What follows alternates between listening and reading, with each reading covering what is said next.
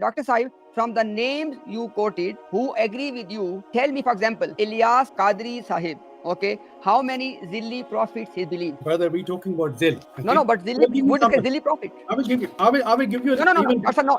bigger than You, Ilyas you, no, Qadri. That's not. You I have will put an give you. allegation. You have put an Yes. allegation. We may disagree with Ilyas Qadri Sahib, but we have to defend because he's not here right now. You said that Ilyas Qadri Sahib, they agree with you. My question to you is, how many Zilli prophets Ilyas Qadri Sahib believe after Nabi Muhammad? Give us just two names. I'm going to read his the writing now. You don't need to. Just give me the name. You just give me the name that Ilyas Qadri Sahib believe in the Zilli prophet. Listen. You guys have completely misunderstood what Dr. I was saying. Sahib, no.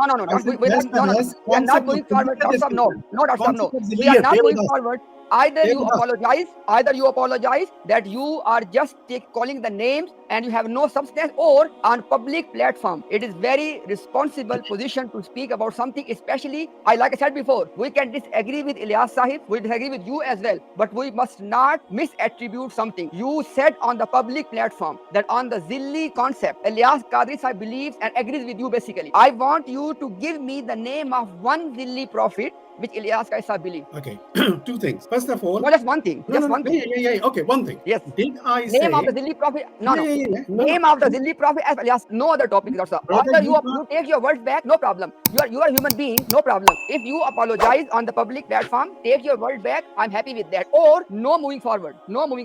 Give us one Zilli prophet which Ilyas Qadri believes in, or you apologize right now.